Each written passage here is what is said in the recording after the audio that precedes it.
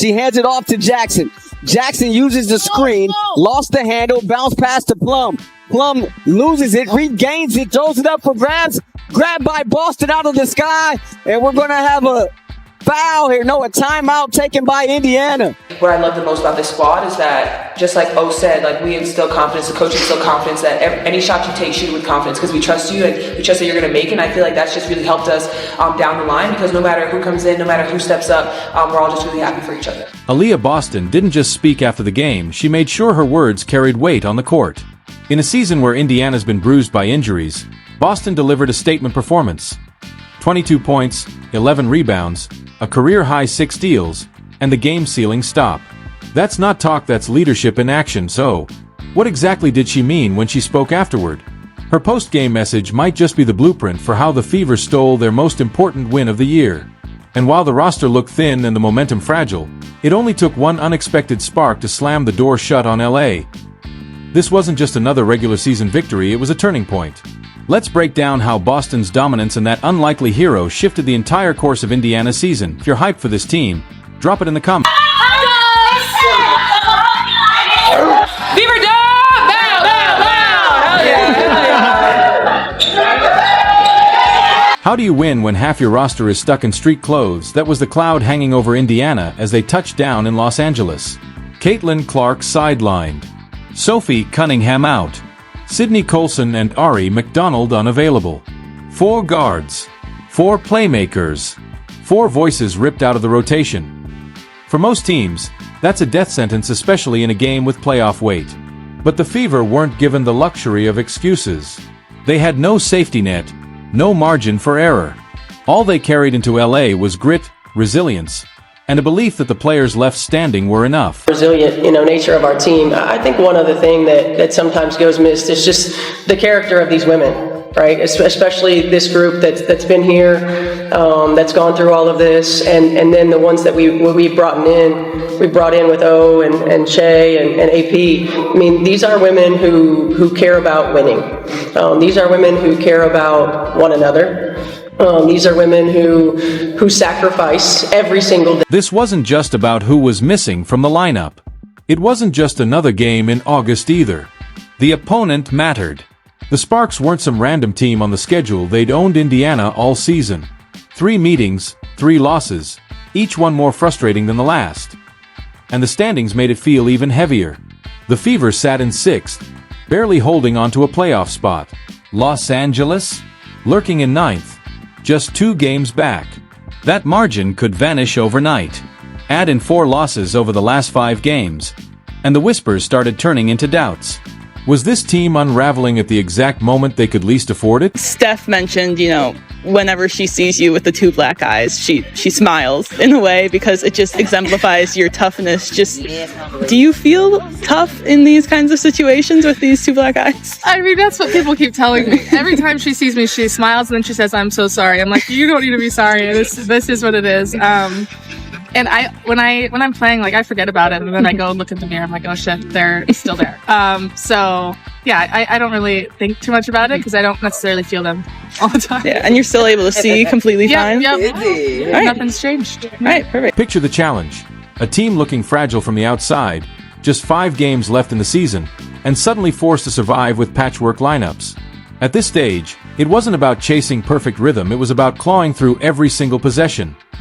That shift became their blueprint. Every player who stepped on the floor had to stretch beyond their role. Minutes weren't just minutes anymore, they were responsibilities. And every stat line had to come with weight that couldn't be measured in numbers alone. Originally, I was like, I just need to get the swelling to go down in my forehead. So I put a patch, slept with it. The next day, woke up and I was like, okay, the bump is almost gone, but now I have 2 black eyes. So that was tragic. But I mean, it's at this point, it's unfortunately won't be able to hide it. People know, so just rolling with it. Were you able to hide it for the photo shoots? Makeup artist did a really, really, really good job. And people that hadn't met me before were like, "Oh, I can't even tell." I'm like, okay, that's good. We'll take it. But I'm hoping they'll do some editing in the post. And then there was Lexi Hull. She wasn't just playing, she was battling. Both eyes still bruised from a collision with Gabby Williams in the previous game. 2 black eyes, and still she threw herself into defenders, chased every loose ball, and fought through screens like nothing could slow her down. Hull became the embodiment of what Indiana needed that night: resilience. Show up, even when it hurts. Her presence alone sent the message. If she could fight through pain, then every player in Fever Red could fight through the moment. I imagine on Tuesday you got checked for concussion, facial fracture. Just how much of a sigh of relief was it that you didn't have concussion or any kind of fracture in your face? Yeah, honestly, when it happened, I was like relieved because I could feel myself like I was good to go. Like I felt completely with it. They did all the tests they needed to do and put ice on it right away, try to keep the swelling down. But I felt good knowing that obviously, it could have been a lot worse, and I'm grateful for the people online wanting to check on me and make sure that I'm okay, but I'm okay. I've been fully checked out. So. That's what made this game feel different. It wasn't about style points or flashy highlights. Every rebound, every stop, every basket carried urgency. One good run from LA could have flipped everything, could have ended the night in an instant. But the Fever refused to break. Possession after possession, they matched the Sparks' intensity, pushing back against a team desperate to close the playoff gap. This wasn't survival by luck, it was... I like that we dug in. It wasn't ideal in terms of how the game was. It was ugly. We had moments where we were better than others, but we dug in. I mean, when you think about key defensive stops, key offensive rebounds, like AB's key offensive rebound there at the end, making plays, deflections that led to steals or deflections that led to bobbled passes. By refusing to crack under pressure, Indiana created space for an unlikely hero to emerge. The resilience of that short-handed roster opened the door for a veteran who had been waiting for her chance to step into the spotlight. What if the player no one expected became the closer everyone needed? That's exactly what happened when Odyssey Sims checked in. This was supposed to be a night about survival, a patched-up lineup just trying to hang on. Instead, a 31-year-old guard who didn't even start became the heartbeat of the game. And for Sims, the stage carried even more weight. She wasn't just playing against LA, she was playing against her former team. The Sparks were once her jersey, her locker room, her battles. That history fueled her every possession, and you could see in her game that this wasn't just another matchup. For Sims, it was personal. Sims left open for three. She got it.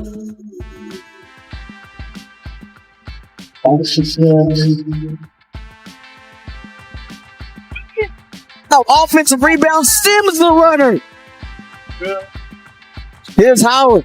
Shovels Sims right at the doorstep, and she gets it off the window. 3-on-3 the other way. Sims the take and finishes the lefty layup.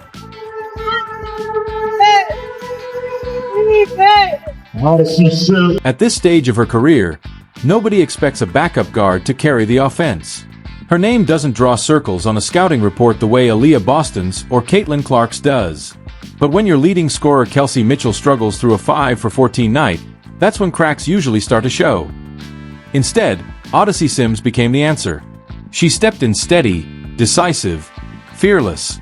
Every trip down the floor mattered, and she treated each possession like she'd been preparing for it her entire career. Down by Plum. Plum 1-on-2, ripped away there by Sims. Great play by Odyssey Sims. Played the ball. 3-on-3 the other way. Sims the take and finishes the lefty layup.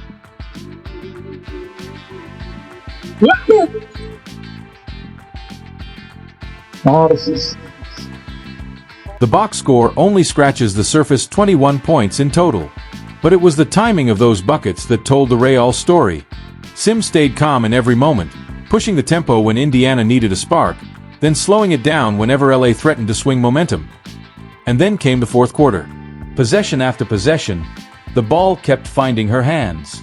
Drives through traffic, mid-range pull-ups, creating off the dribble. These weren't secondary looks or bailout plays. She had become Indiana's primary option, the release valve under pressure. Lead back up to 3. Sims left open for 3. She got it. Odyssey Sims with the triple to tie this one up at 74 apiece. Got the offensive rebound. Out to Mitchell. Here's Hull curling. Hull down the lane. The kick out Sims. Sims in the paint. The runner good. They put Turner on the inbound. Alaman inbounds it to Hamby, and so now that'll be that. So the Indiana Fever come into here. The defining moment came with 13.6 seconds left. Indiana clinging to their season, the ball in Odyssey Sims' hands. She rose with the same quick floater she's been sharpening for years, and it dropped pure. That was the shot. The one that gave Indiana the lead for good. The one that silenced the Staples Center crowd. And as Sims ran back on defense, arms steady, face calm, you could see it like she knew this moment was hers all along. Yeah, obviously 5 straight points for you to help take the lead at the end of the game. Just what was that mindset for you in those 5 seconds? I didn't shoot the ball well from the 3. I was over before I made that shot, but I didn't lose confidence. I think my teammates did a great job, along with the coaches, just constantly talking to me. They weren't worried about my missed shots. It just came down to continue to play. They believe in me so much, so that helped me. And when I shot it, I was open. It was one of those do or die. It went in, and I was excited about that. Like I said, I was open from the 3, but we got the W, so it feels great. Later, when the microphones found her, Sims kept it simple. If you stay ready, you don't have to get ready. That line summed up Indiana's entire night. No excuses. No panic. Just readiness for whatever came. And because of Odyssey Sims, the Fever didn't just leave LA with a win, they left with proof. Proof that resilience isn't a slogan. It's a way to survive. Just going up just like the last few years, just up and down, in the league, out the league, hardship, contract being cut, all of that stuff. Really doesn't matter. I think I'm a human definition of you stay ready, you don't have to get ready. I think every opportunity that has been given to me, I'm taking full advantage of it. These opportunities that you can't let slip away. You never know what tomorrow brings. You never know. You be on the team one day, go on the next day. So just being able to come in and just stay ready, have my energy flow to my teammates, and just be positive. Like I said, I'm with a good group. And as brilliant as Sims was, she wasn't alone. Right beside her stood the anchor of Indiana's identity, Aliyah Boston. She didn't just dominate the game, she delivered a message afterward that still has Fever fans buzzing. Sparks started the game on a 7-0 run. Here's Mitchell. Right back to Boston. And unable to get that one, but follows her on. Cameron Brink and Ray Burrell going to be checking in next time there's a stoppage for LA. Here's Turner in traffic, and she gets it up off the window. Beautiful pass from Boston. 7 on the shot clock. Mitchell turning the corner. Jump stop in the lane, loses the ball. Brink throws it right to Boston. Easy layup. All night long, Aliyah Boston's play built toward one question. What exactly did she mean with that post-game message? Because if you watched closely, she was already answering through her actions. She didn't just fill up the box score, she stamped her presence on every corner of the game. 22 points to fuel the offense. 11 rebounds muscling through LA's front court. 4 assists to keep the ball moving. And 6 steals, the most she's ever recorded in her career. That kind of stat line doesn't usually belong to one player in one night. But Boston carried both ends of the floor without hesitation, without blinking.